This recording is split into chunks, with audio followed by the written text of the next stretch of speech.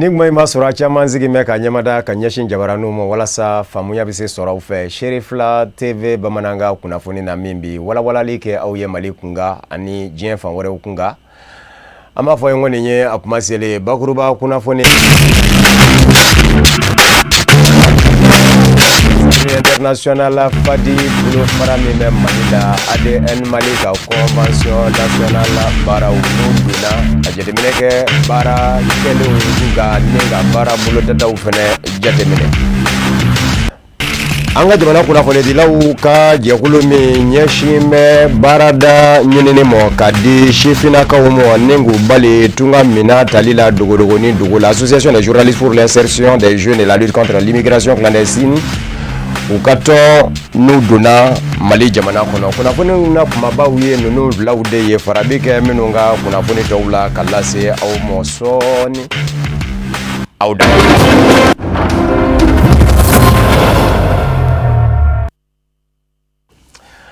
Selama de meto Fédération Ansardine Internationale Fadi Bolofara Mali kono ADN Mali aka convention nationale sigira singa amaula donia kafo la nyini te dowara ye bara uminu ngera ka jetemineke ulu kechugo ula ani bara buloda taw minu venebe ka jetemineke ulu la ko ingera ka beni sibiri Février kalot leta ani nani Mali Selama de meto Ansaru jabala la bangoni jangena bugula maula donia kafo Selama de meto Ansaru nona blau marabulu bela jelela uyenyo zoro bangoni jangena bugula koyi nofe amaula donia kafo Kadija Traoré Seydou Nyara ngumbe Sherifla TV jabarani tokola uga soro refle Jamiatul Ansarudin Maw uluka convention nationale umimbeke kalo saba ukani sigini sinfe uye hakina jigi ke barabul lelun ani bara koroluna gelana chuga be Mali coordination be délégation be ñogon soro bi ambe ala yere fo kala barkada folo o am bon ko infana national ye programme chamandama minu anu so diara ambi fembelbel do barala no yanga doñmana misri baye milliard chamani dunana wa milliard chamani kanga douana ye barake ka ce niveau maka avancement me voyin anu so dara bi fo kata tema danka anyere ay kam siri da banaka bayra vraiment ambu foku barkada na fulu munum bora akera kechugara sira serola anu so dianno ambani ala fe ala ka tode no yayi Jamiatul Ansarudin ka coordination munbe région konnana olu bela jirende ni keden sheria ningu ka nimisi wasajira kada bara taga chugo ani bara jirwa chugo ka sanda baniye anga convention flanay aflala inshallah ayen no boko sabe anga la nyinu chama sorla ni ala sonama ambe ka anchesri halisa anga me ka sa kono bara munu buluda a bara nu bebisega bla amina kono chugo mena ani a bebisega waliya chugo mena ambo bara de la coordination temenni biche antu bara chama buluda akono o chama fana kerara amala tanobi kusebe sabne ya jateme coordination temeni ani sanche sene formation buluda reno ala sona o siraka ke do fana ko fa anga coordination ko siraka bon ay la ben chama ka kan ala fana sona ay ansa o sora kusebe vraiment ka ba coordination na kana sisara o tonsigi fenfe nganga ke no ila de la tonsigo an siraka o beke aton shigi simato mi masega ke ayin ton sigi boybo asrafe wajulu fana programme le no ala fana sona dokera o wajulu fana na Femiye Jamiatul Ansarudin nunjurum neba alika kalandin chesiri leunye nanguma ko wudu olukoni ajira uka korofola kolu na dofala chesiri ani wulika joka wala sa femiye dine minko benkilinya upseka chari chugumna malikono ani malikoka inafo ubolaka abaraba nyana ya chugumna kalu sebalinte menina internationalement karamo chama de bora sisan ka jamana chama ke karamo minnu bora kunye ka limaniya do mo la sigida chama na o anga national fana amanga président fo du président Alpha Diallo na ka bureau ambufo o yesigi bake kunu fana tourner bla senga karamo bina chari Mali fan befe ka limaniya do mo la sawanga bara nyi limaniya kode o bara ba be senga o la anjigi ba ka fana bara mbinye sabu fangate limaniya de do aka donka fo koni convention nye wakati min konnana Jamiatul Ansarudin a coordination nyamaw fo atase a bureau exécutif mauma ubesigi ka hakil jaraboke jamia ka tanye anaka yirwa hukum konnana Ajlik Mali, association des journalistes pour l'insertion des jeunes et la lutte contre l'immigration clandestine. Kuna fani dila utokola tondo minga bara nyashime ka shifina ka udonjo ko nyini murubakalala ni barada nyini ni kadi umoninga maubali tunga mina haklina talila minu mafoko ubido nazarala dibidibini dibila cheche kanafe wale kele ji kanafe natita ni kasarako toyi nuduna kabeni sibiri février kalot leta ani nani ye malifa bala bamako nanjigiso radisson na amalodani akafa kuna faningo nyema chama katase anga jamanani jamana worema nyemo mo luye bara injere amena tatara wore na kajatala fuseni keta ngumbe sherif la tv jabarani jokola kwasoro lifle sanwosa jatimna ya yira kafo ko ma bahiri ka de beto tungala tama dogole nu ba fama immigration clandestine o senfe nu ka demayo jigi kumbuka ni nazarala kanu na baraketawi ubesega demedo ka dembayawi ni ka soro buya o de hukum konnana wala saka sika na demedo o mamunuma munu be fekata tungala ta dogolena kuna fundila farala nyonga ka jeklu do sikisenka na be fama nazarakana association des journalistes pour l'insertion des jeunes et la lutte contre l'immigration clandestine wala satukuya mina tungala ta dogolen obesega ke tungala ta kenekai ka sanganu ka demei ana stebe furo tunga kololo fokata se anafa soro siroma ko dayira maula anye tama de tama kanide mais tama jugu de mani amba fe ka yira demsona ke u kata tama la kata tungana kata dugma sirafe kata baji fe ka soro papier tubolo yamara tubolo o kololo bala segem bala bana bala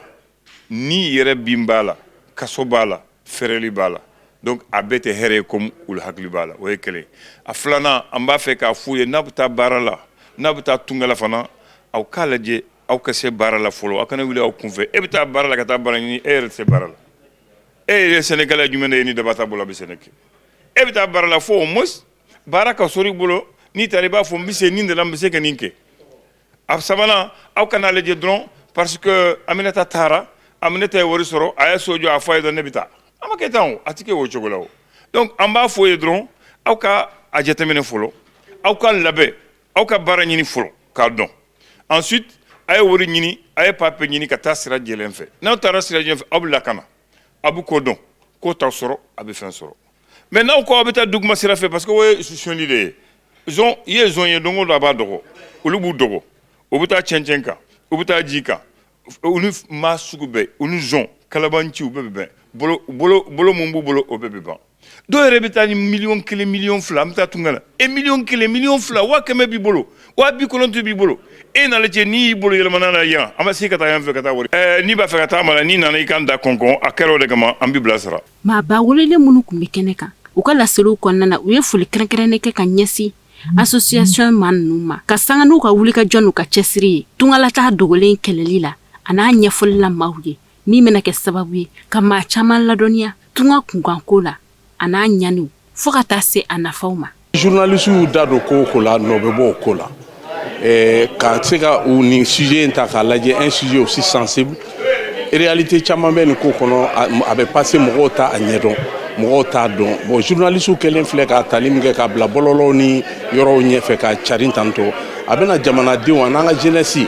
ka ou encourager pour sensibiliser ka donc ka foko migration est de la limite que Dieu fait baby gelabeno an chesira ambara Union européenne kala sigde mi be malila na le ka chanye sileno tunga ko binankunka ale kala silu konna na e ful krenkrenike ka nyesi association ima krenkrenni ala anyema ni aklina ima talila ka nyesi tunga minata bauma bari ka bina ke sababuye ka famyal duma tunga ereka ko bari amadi mashi ka dokiga masata kera tunga minatali ama ulodonia kafo ko bamako sigida nani merika nona blaka bismilalo ode kera kani siginundo ka jaboke ka yira maula tungala tama dogolenka depe adam ne fokata se useroma anini ala e munu miniji doya nolu dero labanye cimetière des îles Canaries o irali maula ode kera ka association des journalistes pour l'insertion des jeunes et la lutte contre l'immigration clandestine ko ka lancement officiel ko kunche.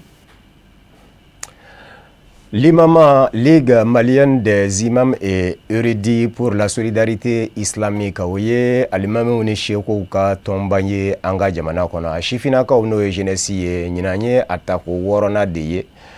o bɛ farikololabana sɛgɛsɛgɛli kɛnɛba sigi sen kan ka ɲɛsin sigida gale silamɛw ma ɲinanda kɛra ka bɛn ni sibiri février kalo tile 14 ye Korofina Nora misiriba la an ka ɲininikɛlaw Lala Kuyate ni a ka jatala Sedu Ɲarew ka sɔrɔlen filɛ.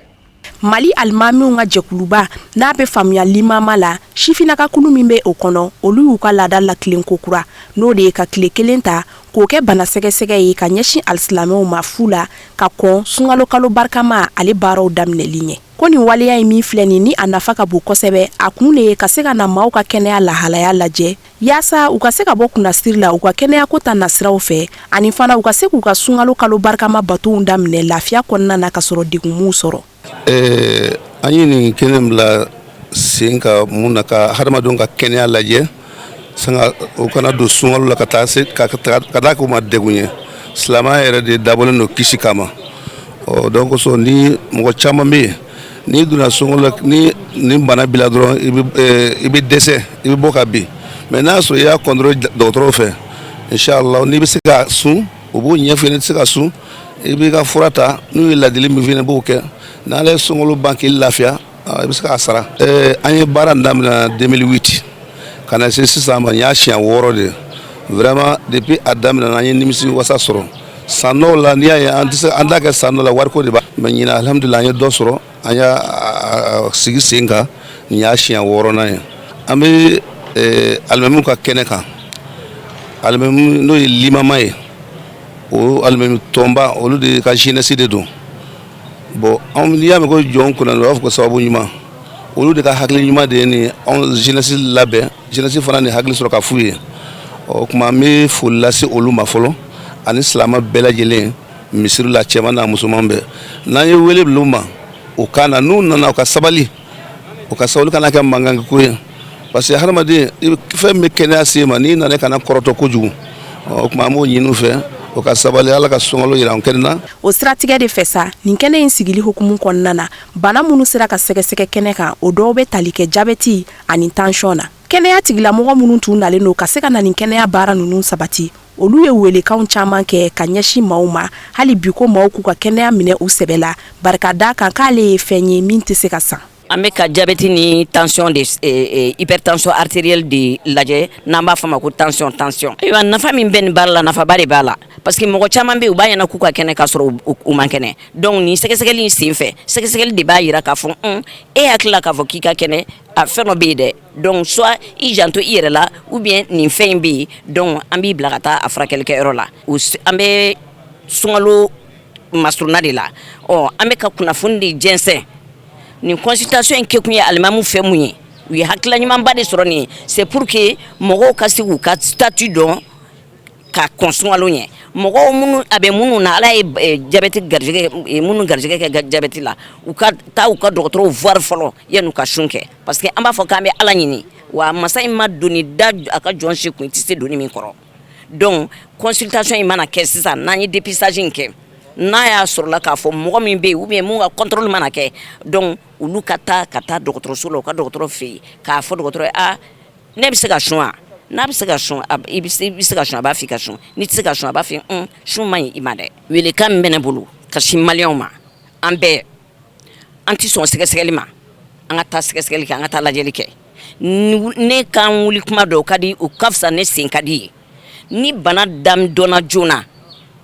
i mana don fura la joona a ka ca ala fɛ i b'a ye nɔgɔya bɛ kɛ a ka ca ala fɛ n'a sɔrɔla kɔlɔlɔ minnu b'a bana kɔrɔ a ka ca ala fɛ o kɔlɔlɔ ninnu soit olu tɛna ou bien kɔlɔlɔ ninnu nali bɛ dɔgɔya. nin kɛnɛ ye nin ye a tako 6nan ye limama a sifinakaw fɛ o hukumu kɔnɔna na maa minnu garizigɛ donna bana sɛgɛsɛgɛ in na u yɛrɛ u ka nimisi wasa yira ka tila ka foli kɛrɛnkɛrɛnnen kɛ ka ɲɛsin limama yɛrɛ a tɔnkulu sifinakaw ma u tilala k'a ɲini u fɛ fana ko nin waleya ninnu ka se ka kɛ badabada ye barika da kan ko nin nafa ka bon Bamako sigida fɔlɔ kɔnɔna na kɛrɛnkɛrɛnnenya la maa minnu si kɔrɔbayalen don ko a nafa ka bon olu yɛrɛ kan kosɛbɛ. Jabɛti bɛ na tension bɛ na mais n bɛ ka fura de ta an nana contrôler sunkalo ko an na kun de n'an bɛ se ka su an k'o dɔn n'an tɛ se ka su an k'o dɔn bon hali bi a y'a jija de n'a kɛra an ɲɛ kan a ka d'an ye o parce que ni ɲaba filɛ nin ye an bɛ taa Korofina fan fɛ mais don bɛ yen n'i bɔra fayiri fɛ i nɛri b'a sɔrɔ i ma se n'a dɔn ka gɛlɛ dɛ i tɛ dumuni kɛ n'i bɛna contrôler la i tɛ dumuni kɛ ka gɛlɛ dɛ an bɛ gouvernement fo dɔrɔn ani dɔgɔtɔrɔw m'u fo dɔrɔn ɲɛmɔgɔw an b'u bɛɛ fo. hakilina jiginna an b'aw ladɔnniya k'a fɔ ko ni tile kelen min talen filɛ nin ye k'o kɛ bana sɛgɛsɛgɛ ye fu la ni o laɲinina limama a sifinnakaw fɛ a kɛra waati ye ka se ka alisilamɛ caman fara ɲɔgɔn ka kɛnɛ kelen kan cɛ fara muso kan minnu bɔra Bamako sigida fɔlɔ ale kin caman na ka se ka n'u ka banaw sɛgɛsɛgɛ. Bureau exécutif de la tripartite jɛkulu do jɛkulu min gɛmɛ ka jamana saba fara ɲɔgɔn ka danjɛ bɔ ɲɔgɔn jamanaw Mali, Sénégal ani la Guinée Conakry. Ma ladrinya k'a fɔ bureau exécutif de la tripartite ka lajɛ n'u donna kɛɲɛbakaw fɛ ka bɛn ni juma février kalo tile tan ani saba ye kɛɲɛba conseil de cercle lajɛ kɛso la senfɛ da donna bureau exécutif de la tripartite jɛkulu yɛrɛ a hakilina nacogo ni a ye baaraw minnu kɛ a seginni kana se bimɔ da donna nin bɛɛ lajɛlen la. An ma ladɔnniya k'a fɔ kɛɲɛba sigida ma ɲɛma caman ani seereyakanw olu fɛnɛ fɔra kɛnɛ in kan ye an ka taamadenw ko in dafɛ Tɛnɛɲa Tarawele n'a ka jatala Fuseni Geyita u ka sɔrɔli filɛ. Kɛɲɛba dugutigi ka nɔnabila ka fara lasigiden min bɛ miiri koɲɛw ɲɛnabɔli kunna. Olu ka bisimilali foli ka ɲɛsin nabaga bɛɛ ma kɛrɛnkɛrɛnnenya la dunanba minnu bɔra Sénégali ani Guinée. O de kɛra ka tripartite bureau exécutif ka nin conférence in baaraw nun o ɲɔgɔn ye min ni hakilijigi kɛnɛ de don bari sabula kabiri tripartite daminɛra fo bi a tɛmɛra sira o sira fɛ fɛn o fɛn kɛra tripartite bureau ɲɛmɔgɔ n'o ye Mamadu Nfa Kuyate jamana saba mana fara ɲɔgɔn kan n'o ye Mali, Sénégal ani Guinée o bureau ba ɲɛmɔgɔ de y'ale o de okumu kɔnɔna na a nana ni maakɔrɔ fila ye ni dɔ bɔra Kedugu ka dɔ fana bɔ Mali olu minnu kabiri tripartite daminɛ u b'a la fo bi olu de kɛra hakili kɛ jigibaga ye. Ne nisɔndiyalen don nisɔndiya foli de bɛ n bolo ka da kan parce que nin y'a édition fɔlɔ de ye nin fɛn sugu in ka kɛ anw fɛ yen semaine bɛ a mɛnna depuis anw ma wolo mais ka ni ɲɔgɔn assise kɛ ka jamana ka bɛɛ fara ɲɔgɔn kan ka se ka historique yɛrɛ kɛ an bɛna an da don mɛn na sisan donc franchement o nisɔndiya bɛ ne la an ka laɲini ka jamana saba kɛ kelen ye parce que n'i y'a lajɛ jamana ninnu ye kelen nka adamadenw ma faamuyali sɔrɔ a ko la anw nana sɔrɔ Sudan fɛn bɛ wagati min o ma kɛ anw ɲɛna an nana sɔrɔ ko nin bɛ jamana kelen de ye mais n'i y'a lajɛ préfet y'a fɔ a ka discours fɛn kɔnɔ sisan interview kɔnɔna la sisan n'i bɔra sisan i bɛ dɔn Kédougou i t'a dɔn k'a fɔ i bɛ Sénégal a b'i bolo i bɛ Mali la hali bi i bɛ taa fo Tamba i bolo i bɛ Mali la bon Laginɛ fana b'o kɛ cogo la n'i y'a lajɛ sisan Laginɛ i bɛ taa sɔrɔ Guinéenw de furulen bɛ Mali la Maliyɛnw de furulen bɛ Guinéenw de furulen bɛ Sénégal la même chose. Tripartite maa ɲɛma yan'a bɛ bɔ a ka kɔrɔfɔ kɔnɔna na a ye folikan kɛrɛnkɛrɛnnen ta k'a ɲɛsin bureau membre bɛɛ lajɛlen ma fo ka taa bila sifinnakaw yɛrɛ la ni ka sɔrɔ ka welewelemadakan kɛ k'a ɲɛsin Mali jamana ɲɛmaaw ma. A kɛni yira franchement état malien an ka impliqué a la an ka impliqué parce que Safara bɔra semaine tripartite BT de la mais Safara bɛ organiser fo gouverneur ni ministre bɛ impliqué a la donc an fana b'a ɲini u fɛ u ka impliqué anw t'anw na u bɛɛ bɔra anw de la sinon a bɛ comme commune mana bɔ fɛn kɔnɔna la cercle kɔnɔna la commune ka valoriser ka cercle to yen a cɛ man ɲi donc o b'a yɛrɛ mun na nin BT in tripartite in ka valoriser an ka état yɛrɛ bolo an bɛɛ y'a ye télé la k'a fɔ ministre comment dirais-je député maire de Kédougou a ye ministre interpellé nin na donc an fana b'a ɲini an taw fɛ franchement nin édition bɛ na kɛ le 26 mars an b'a ɲini an ka autorités fɛ transition fɛ u ka se kɛnɛ kan an bɛɛ ka se Mali nin kɛnɛ kan pour an ka se ka a dɔn k'a fɔ anw bɛɛ de ye jamana kelen ye Keɲeba fana kana bila kɔfɛ ko ye. Keɲeba préfet ale hakilina ɲuman in ta b'a fo kosɛbɛ sabula a ka laɲini de nin yɔrɔ saba ninnu maaw farali la ɲɔgɔn kan ka kɛ mɔgɔ kelen ani hakilina kelen o min bɛ ko caman nɔgɔya u ni ɲɔgɔn cɛ. Ne hakililata ye min ye anw minnu bɛ yan jamana tɔgɔ la o bɛ anw dɛmɛ an ka baara la kosɛbɛ a b'an dɛmɛ cogo di parce que anw n'an kɛrɛfɛ jamanaw cɛ frontière de b'an cɛ frontière min bɛ yen mɔgɔ dɔw bɛ yen olu yɛrɛ tɛ frontière u t'a dɔn frontière ye min ye yɛrɛ ni maliyɛn dɔw bɛ yan n'u ka ci bɛ Sénégal u b'u ka moto ta dɔrɔn u bɛ taa n'u ka ci bɛ Guinée a b'o cogo la bon Guinéenw fana b'o cogo la Sénégalais fana b'o cogo la donc mɔgɔ minnu tɛ frontière ko ɲɛdɔn a b'olu bolo an bɛɛ ye peuple kelen de bon o dun de ye tiɲɛ ye parce que frontière ko nana sɔrɔ an bɛɛ ye kelen ya frontière ye dunan de ye donc o la ni population sera k'o faamu peuple sera k'o faamu k'u bolo di ɲɔgɔn ma an minnu bɛ yan jamana tɔgɔ la a bɛ baara nɔgɔya an bolo kosɛbɛ parce que o b'a jira k'a fɔ zone kɔnɔ kɛlɛ foyi tɛ se ka kɛ fura tɛ sɔrɔ min na. Hassan John di min bɔra Kedugu BT ɲɛmayɔrɔ la ka ɲɛsin Mamadu Fa Kuyate ma ka fara maaba wɛrɛ dɔw kan minnu ka cɛsiri fanga bonyana kosɛbɛ BT ɲɛtaga kow la n'o de sigi y'an ka tɔ bonya an b'aw ladɔnniya k'a fɔ ko kɛnɛ in kɔnɔna na miniti kelen tasibila tara k'a ɲɛsin Ala ma hinɛna Sheriff Bala n'ale kun ye tripartite ɲɛma dɔ ye ka bɔ Lagine. O de fana b'an da diɲɛ fan wɛrɛ kunnafoniw ɲɛɲinini ka an ka jɛ k'a ɲamada.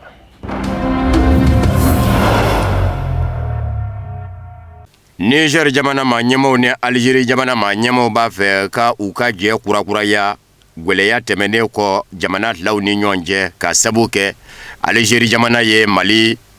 kɛlɛkɛmina min lajigi n'o ye drone ye san 2025 avril kalo la.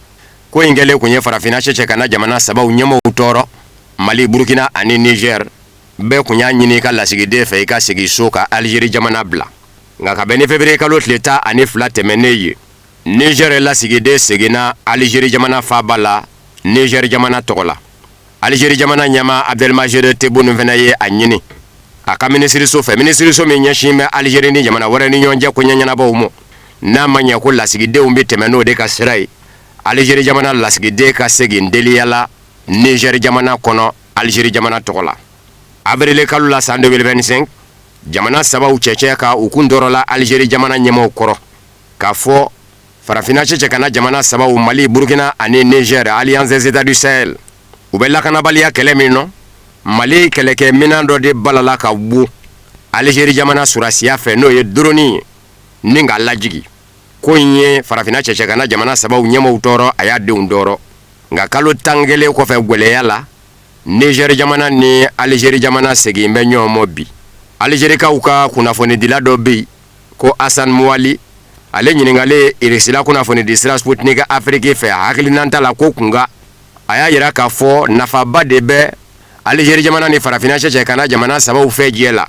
n'o ye Mali ni Burkina ni Niger ye. A ka kan Algérie ka segin nin jamana saba ma hala da gazi tɛmɛnsira ko kuma min bɛ Algérie jamana da ani Nigeria cɛ cogo bɛɛ lajɛlen la o gazi tɛmɛnsira in a fa dɔ na nin yɛrɛ sɔrɔ farafina cɛcɛ kana jamana saba ninnu dɔ la kelen na. Lakanabaliya min fɛnɛ bɛ farafina cɛcɛ kana jamana sabaw kɔnɔ na a lakanabaliya tɛ taa ka Algérie jamana dan. Algérie jamana ni a jamana sabaw ka fara ɲɔgɔn kan k'u tɛgɛ di ɲɔgɔn ma o bɛ jagoya Algérie jamana de kan n'a mago bɛ a yɛrɛ ka lakana fɛnɛ na. Kuma jan kɛlen kɔ farifa la jamana sabaw ni Algérie jamana cɛ kunnafonidila in y'a jira k'a fɔ nin bɛ sɔn ka kɛ daw yɛlɛtɔ ye jamana sabaw ni Algérie jamana cɛ. Ko bawo ko Algérie jamana tɛna se ka to badada hadada a datugu b'a yɛrɛ kan a dun lamini bɛ jamanaw minnu na a bɛ taa ɲin jamana ye. Maroc ta ɲin jamana ye, Libye fanga filaw dɔ la kelen ta ɲin jamana ye, n'a fɔra ko ni Mali fɛnɛ ta kɛ ɲɔgɔn ka mina fɛnɛ kɔnɔ o ye Algérie jamana kɛtɔ ye ka jugu caya yɛrɛ la o ye farati ye Algérie jamana mɔ kunnafonidila Hassan Mouali ka fɔ la. Nka ɲininkali tɔ min bɛ yɔrɔ min sa yala cɛcɛ kana jamana sabaw Alliance des États du Sahel AES Niger jamana ma ɲɛmaw kɛ ko min ye nin ye k'u ka lasigiden lasegi a nɔ na Algérie jamana kɔnɔ Niger jamana tɔgɔ la. Jamana fila tɔw olu ta bɛna kɛ cogo jumɛn bawo Algérie jamana ɲɛma bɔra laseli dɔ la k'a jira k'a fɔ ani Niger jamana ma ɲɛmaw bɛ kuma ɲɔgɔnyaw la ani Burkina jamana ma ɲɛmaw fɛnɛ bɛ kuma ɲɔgɔnyaw la. Ani nin jamana fila bɛ se ka kɛ kuma ɲɔgɔnya la ka Mali jamana to wa bawo nin jamana saba bɛɛ lajɛlen de fara bɛ ɲɔgɔn kan bi ni k'u tɔgɔla ɲɛmayaso sigi ko Confédération de l'Alliance des États du Sahel. Maso minnu y'a jira k'a fɔ a ma natigɛ da o da kan jamana ɲɛma saba ninnu u kɛ man di ka ɲɔgɔn kɔ bila kuma ɲɔgɔnyaw kan ka taa cogo minnu na o taasiraw bɛ yen a jamana sabaw ɲɛmaw bɛ minnu kalamu. Nazarala jamana ɲɛmaw kan ka lajɛ k'u jɔ u kolo la tenza k'u jigi bɔ Amérique jamana surasiya kan ni u yɛrɛ dama ni ɲɔgɔn cɛ cakɛ ɲɔgɔnya kɔrɔ donnen ye nin ye Angleterre kaw ka ministre ɲɛma Keir Starmer de ka kuma ye a ye min lase lajɛba kɛnɛ ka Allemagne duguba la Munich ka sanga ni lakana ɲɔgɔnkunbɛba ye min sigi bɛ senga ye Angleterre ministre ɲɛma ko kuma bɛɛ nazarala jamanaw sirilen Amérique jamana surasiya la a ka dɔ ka bɔ o la ni ka jɛɲɔgɔnya kɔrɔ don u ni ɲɔgɔn cɛ ale m'a fɔ ko ka jɛ tigɛ u ni Amérique jamana cɛ nka u yɛrɛ de ka lajɛ ka hakili jagabɔ kɛ u bɛ se ka na ni mun ye ko dajira ɲɔgɔn na min bɛ se ka u ka lakana kɔrɔ don u yɛrɛ dama ni ɲɔgɔn cɛ Angleterre ministre ɲɛma ko n'a fɔra ka fɛn fɔ a si la nazarala tɔnba Union européenne hali minnu tɛ Union européenne kɔnɔ i n'a fɔ ale ka jamana n'o ye Angleterre ye baw bɔra nka nazarala jamana dɔ don ko nazarala jamana ninnu ye dankɔrɔbaw de ye minnu dan bɛ sunan na ka ɲinɛ u yɛrɛ kɔ ko a barata n'u farala ɲɔgɔn kan k'u ka sɔrɔ ta k'a sanga ni eresira jamana sɔrɔ ye k'u ka sɔrɔ bɛ eresira jamana sɔrɔ dan siɲɛ 10 Angleterre ministre ɲɛma ko n'a ta bɛɛ tiɲɛ don ale da sera a ma k'a fɔ u sirilen kana to Amérique jamana surasiya la nka ka kan hakili jagabɔba ka kɛ a ko kunga ka sabu kɛ n'u tora ka dɔnze dɔ ta faden minnu bɛ u la politique bina k'u ka u ka jamanaw nɔ ne bi u sababula jamana de caman tɛ ka olu ye ni ɲɛɲuman ye bawo o faden ninnu politique bina k'u ka kɛ bɛ ka jira ka fɔ a ka kan nazarala jamana ɲɛmaw k'u ɲɛsin u ka jamanadenw de ka dugu jɛko 20 da nɔgɔyali ɲɛɲinini de mɔ o kɛra sababu ye u ka sangaba sɔrɔ bi jamanadenw bolo u bɛ wele ko extrême droitiw ko n'u m'u farati k'u bɛna dɔ fara olu ka mandiya kan u kɛtɔ k'a fɔ k'u bɛ walaki ka bɔ Amérique jamana surasiya la ni k'u yɛrɛ tɔgɔla kɛlɛbolo sigi sen kan o dun tɛna taa nafolo ko kɔ ka sabu kɛ kɛlɛkɛminɛn tɛ san ni nafolo tɛ wa u ka jamanaw denw na bila u la k'u tɛ dɔ wɛrɛ la kɛlɛ ɲini kɔ a b'a ta jamanadenw mago bɛ bɛn ni basigi de la u ka jamanaw kɔnɔ o na kɛ sababu ye k'u tɔ mangoya ka taa fɛ nin ye Angleterre ministre ɲɛma Keir Starmer ka kuma ye o Allemagne jamana kelen kɔnɔ a duguba la Munich Allemagne kaw ka ministre ɲɛma n'u k'a ma ko chancelier Friedrich Merz ale ye kuma ta k'a jira k'a fɔ bibi in na Allemagne bɛ jateminɛ de la mugujugu jamana kelen min bɛ u ka nazarala tɔnba Union européenne kɔnɔ n'o ye Faransi ye o ka mugujugu ka jɔ Allemagne jamana jigiya la bawo mugujugu mara in yɛrɛ nazarala setigi jamanaw fɛ yɛrɛ kɔlɔsi de don setigi jamana dɔ k'a dɔn k'a fɔ min bɛ bolo mugujugu la o dɔ bɛ ne yɛrɛ bolo o tuma na ni dari yɛrɛ la ka n buru i na laban ka n wele ka b'i bolo i n'a fɔ ŋɛni bɛ n na u k'a ma ko dissuasion nucléaire Allemagne ko a b'a fɛ Faransi jamana ka kɛ sɛmɛnjiri ye o na sira fɛ Allemagne jamana ye Allemagne kaw ka ministre ɲɛma Friedrich Merz ye a jira k'a fɔ ani Faransi jamana ɲɛma Emmanuel Macron bira ka kuma ko in na ka ban yɛrɛ a ko bawo ko diɲɛ taa cogo la bɛɛ ɲɛ bɛ kɛlɛw la diɲɛ fa bɛɛ lajɛlen la nazarala jamanaw lamini mɛ ni kɛlɛw de ye bi diɲɛ kun dɔn kun bɛ ni sigicogo min ye fanga na sira fɛ o sigicogo tɛ bilen Financial Times kunnafoni di sira ye a jira k'a fɔ mars kalo la san 2025 Faransi jamana ɲɛma Emmanuel Macron a y'a jira k'a fɔ a bɛ sɔn k'a ka mugujugu jɔ nazarala jamana dɔw ye nazarala jamanaw minnu y'a jira k'a fɔ o ni Emmanuel Macron bɛ sɔn k'a kuma kɛ k'a fɔ a b'olu mɔ Pologne Lituanie ani Danemark Financial Times kunnafoni di sira y'a jira k'a fɔ nazarala tɔnba Union européenne jamanaw n'i y'a ye u b'a fɛ k'u walaki ka bɔ Amérique jamana la lakanako ta fan fɛ u y'a ye bi k'a fɔ maa min n'an bɛ fanga na Amérique n'o ye Donald Trump ye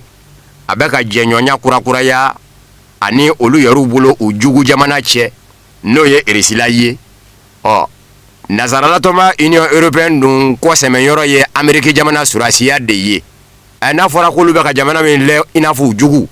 ko olu dɛmɛ b'a ka taa jɛ don o fɛ yala Amérique jamana na se ka jɔ olu ye bilen n'a tigɛra olu ni eresila jamana cɛ wa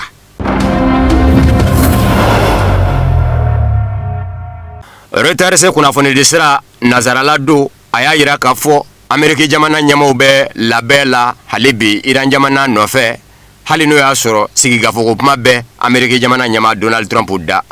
ko ni kɛlɛ ko k'a bɛ kɛ binfɛn ye Iran jamana ka Amérique jamana fɛ k'a kɛlɛ kuntala bɛ sɔn ka dɔgɔkun caman da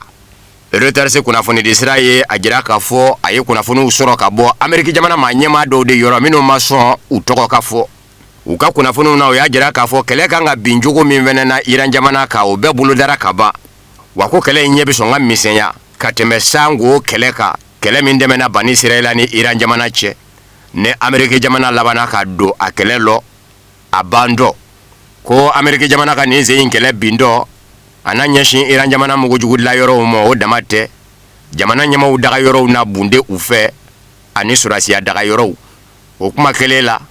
Amérique jamana ɲɛma Donald Trump Reuters kunnafoni di sira ka fɔ la k'a b'a dɔn k'a fɔ n'a kɛra kɛfɛn ye Iran jamana a n'a tajuru sara bere boloda ka ɲɛsin a mɔkɛ, o n'a kɛ sababu ye ka kɛlɛ walankata Iran jamana dafɛlaw bɛɛ lajɛlen la, ko Donald Trump b'o dɔn. Janvier kalo tile 26 Amérique jamana ɲɛma Donald Trump ye a jira k'a fɔ a y'a ka kɛlɛcɛw bɔ ani kɛlɛkɛminɛnw ni ka Iran yanfa kwaji kana minɛ k'a fa dew kɛlɛkɛminɛn na. Ni Iran jamana kɛra sɔnfɛn ye sigi ka fɔ mɔ k'a ka mugujugu dilan hakilina bila, o de ye laɲini ye, ko nka n'a ma kɛ o cogo rɔ k'a bɛ sɔn ka juguya Iran jamana mɔ, k'a ni sango kɛlɛ tɛna kɛ kelen ye, k'a b'a ɲini Iran jamana ɲɛmaw fɛ u kana sɔn a ka kɛ. Sigikafɔ n'u donna février kalo tile 6 tɛmɛnen Oman duguba la, Amérique jamana cidenw ni Iran jamana cidenw cɛ u bɛ se ka ɲɔgɔn sɔrɔ hakili la cogo min ka fɔɲɔgɔnkɔ in ba u ni ɲɔgɔn cɛ. Surunani donba ye Oman masayaso ye. Turki jamana ɲɛma Recep Tayyip Erdogan fɛnɛ daɲuman donna sigikafɔ in labɛnni na. Iran njide o kun ye Iran ministre ye, ministre min ɲɛsin bɛ Iran ni jamana wɛrɛ ni ɲɔgɔn cɛ ko ɲɛnabɔ mɔ Abbas Araghchi. Amérique jamana ciden kun ye Donald Trump yɛrɛ ka ciden gɛrɛngɛrɛnnen Steve Witkoff ye. Ni Japon jamana y'i farati ka kɛlɛ tigɛ Chine jamana la, a n'a bɔ a ye minan wɛrɛlen na, ka sabu kɛ Chine jamana ɲɛ bɛ Japon jamana fin na bi. A bɛ min na kɔni, Japon jamana forobakɛlɛ tako filanan koyalen a la, a kun y'a jira k'a fɔ kɛlɛkɛminanko ta fa a b'o nɔgɔya, ko nka bi Japon jamana y'o hakilina bila a bɛ ka kɛlɛkɛminan mara fari da Chine jamana ɲɛ bɛ la, ko Japon jamana ɲinɛna kɛ n'o tɛ don min na a y'i kɛ Chine jamana kan ka Chine yɔrɔ dɔ minɛ min bɛ wele ko Pearl Harbor, n'o don o minɛ k'a kun y'a fɛ ko Chine jamana kɛ bɛ farati y'a mɔ, k'a falenna mun na Chine ni Japon cɛ, k'a man ka ɲinɛ o kɔ. Ko n'a seginna o ko kelen mɔ, ko nin sen da bɛ juguya ni tɛmɛnen ye, ko Japon jamana ka n'i farati, n'o tɛ sebaya t'a ni Chine jamana cɛ. Shiningau ka ministre min ɲɛsin bɛ Chine ni jamana wɛrɛ ni ɲɔgɔn cɛ ko ɲɛɲɛnabɔw mɔ Wang Yi a ye nin kɔrɔfɔ de lase Allemagne duguba la Munich ka sanga ni lakana ɲɔgɔnkunbɛba ye min sigi bɛ Senga ye. Shiningau ka ministre ye a jira k'a fɔ Japon jamana ɲɛmaw kuma bɛɛ u datugu ka yɛlɛ, u da de bɛ Taiwan kunkanko la, Taiwan min ni Chine jamana kɛmɛ ka jate minɛ k'a k'a dɔ ye, kuma bɛɛ a b'a fɔ k'a bɛ murutili fari da ko k'a k'a dama jamana ye, nka o jamana tɛ diɲɛ kɔnɔ min fara an b'a ka a la, ka sabu kɛ jamana bɛɛ kɛmɛ k'a lakodɔn Chine dɔ ye, ko Japon jamana de bɛ k'i pɛtɛ o da fɛ bi ka kɛ i n'a fɔ a bɛna lajɛ k'o fara a yɛrɛ kan, ko Japon jamana k'i hakili to dɔ fɔ la n'o ye dɔw k'o ma ko tariku, n'o tɛ a ye filiw minnu kɛ kununko o fili kelenw bɛ sɔn k'a sɔrɔ bi. O tumana ma an ŋaniya ɲumanw kɛrɛnkɛrɛnnen ɲɛna Japon jamana denw u ka lajɛ ka u ka maa ɲɛmaw n'u hakili jira ɲɔgɔn na, kɛrɛnkɛrɛnnen ɲɛna minnu bɛ politiki bina k'u ka bi fanga la Japon jamana kɔnɔ n'u bɛ wele ko extrême droitiw, u k'u n'u hakili jira ɲɔgɔn na. Wang Yi Shiningau ka ministre a ko tiɲɛ don bi dajugu dɔw bɛ k'a jira k'a fɔ olu ka kɔnɔ ni u k'a ma ko Asie Pacifique, Chine ni Japon ni Corée du Nord ni Corée du Sud ani Birimaniw bɛ ɲɔgɔn sɔrɔ yɔrɔ min dakuruɲɛ kelen ɲɛmisɛnw sɔrɔ yɔrɔ, ko dajugu dɔw bɛ k'a jira k'a fɔ a yɔrɔ bɛ ka bin ka duuru, ko kuma nangi dɔ fɔ don a kɔnɔ in fɔra dama kɛ bɛ bɛn ni basigi yɔrɔ ye n'i y'a ni diɲɛ fan dɔw sanga. A ko kɔsa in na hali mankanni min wulila Cambodge ni Thailand de cɛ, u ka wuli ka jɔ kɛra sababu ye ka sin k'o dansɛra la ten ka sigi ka fɔ boloda o yɔrɔ bɛ Cambodge ni Thailand de cɛ. A ko Chine jamana bilama bɛn ni basigi jamana don, wa diɲɛ kɔnɔ n'a fɔra ko daɲuman ka don mankan la k'a ban, ni Chine ma kɛ jɔyɔrɔ fɔlɔ ye a tɛ kɛ jɔyɔrɔ filanan ye.